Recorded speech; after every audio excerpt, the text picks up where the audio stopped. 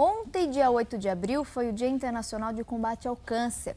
Na quarta-feira, no dia 7, foi o Dia Mundial da Saúde. Hoje, segundo o calendário de datas comemorativas, não há nada relacionado à saúde. Um dia especial. Mas por essa semana o Mulher.com estar abordando vários aspectos relacionados à saúde, hoje decidimos falar de uma doença que atinge muitas pessoas, a obesidade.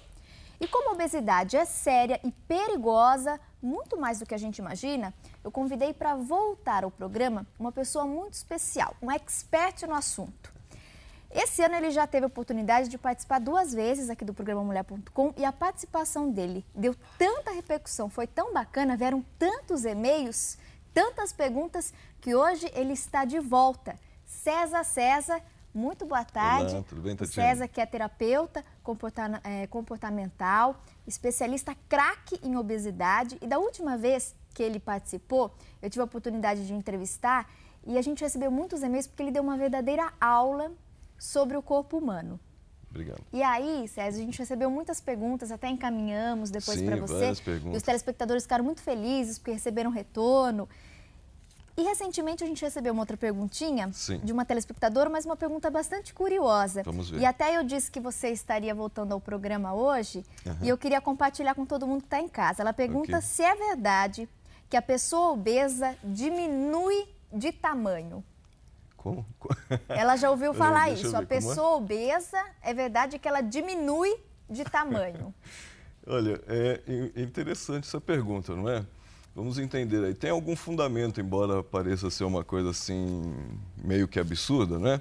Mas essa pergunta tem um fundamento de acontecer assim, tendo em vista que o peso que a gente vê na balança, ele é resultado direto da força da gravidade na sua massa física, né? Na sua massa corporal. Então, levando em consideração que a pessoa obesa tem muito mais massa e que ela é puxada com mais intensidade para baixo, ela acaba diminuindo de tamanho, sim, alguns milímetros, talvez alguns centímetros. Isso é até interessante a gente poder abordar no programa de hoje, um aspecto interessante dessa pergunta, levando em consideração essa pergunta aí.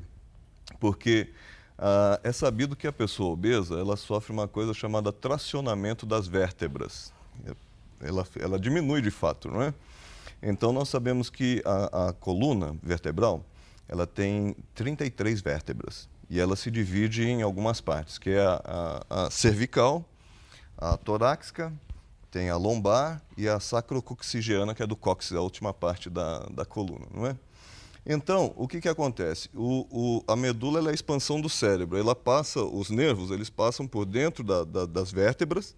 Entre uma vértebra e outra, eles se ramificam para todas as áreas do corpo. Tanto é que você pode prestar atenção que se você espetar um alfinete em qualquer parte do seu corpo, existe um terminal aqui que é ligado aqui, não é? Que você sente imediatamente. Estima-se que a velocidade desse impulso, Tatiane, é em média 40 metros por segundo. Então, é instantâneo, né? Picou, você sente. Então, o que acontece? A pessoa obesa, levando a pergunta em consideração que diminuiu de tamanho por causa do tracionamento das vértebras, imagina que esse tracionamento aconteceu na coluna cervical, aqui no pescoço. Então, comprimindo o espaço entre uma vértebra e outra, aqueles nervinhos que passam ali, eles vão estar sofrendo uma compressão também. Essa compressão dos nervos vai ocasionar aquilo que é chamado de inflamação, eles vão inflamar. Essa inflamação vai causar espasmos nessa musculatura do pescoço. Imagina uma pessoa 24 horas por dia sofrendo esses espasmos no pescoço. Isso vai gerar aquele sintoma que é tido como uma enxaqueca. Então, às vezes, a pessoa que é obesa, né, tem muita enxaqueca e não sabe por que, de repente, pode ser esse tracionamento nas vértebras aí do pescoço, não é? E aí não adianta tomar ibuprofeno, né, um coquetel de remédios, não vai resolver porque precisa, de fato, emagrecer. Se esse tracionamento das vértebras acontecer, por exemplo, na arcada costal, né, que é a parte torácica da coluna, então, esses nervinhos que vão sendo ramificados para cá, para essas regiões do corpo, também vão estar sofrendo pequenas inflamações e vai começar a dar aquelas dores no corpo. Sabe aquelas dores que as pessoas falam que são dores passeadeiras, né? As mialgias, né? Ah, mas eu não sei por que eu tenho tanta dor. Imagina a pessoa sentindo dores pelo corpo, isso diminui a qualidade de vida da pessoa de uma maneira assim absurda, em todos os níveis. Até no casamento, imagina você estar com um marido ou com uma esposa que toda hora tem algum tipo de dor. Reclama de dor. Não é se queixa verdade, de não dor. é?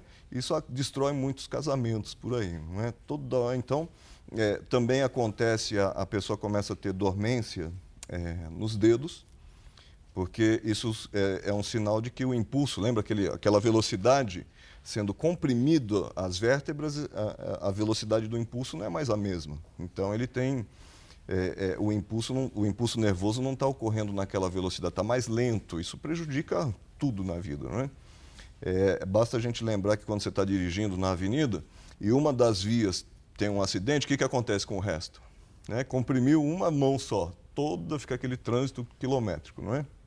Então, a pessoa obesa, ela tem muitas dificuldades na sua vida, na sua qualidade, tudo isso está comprometido, se levar em consideração esse tracionamento, não é?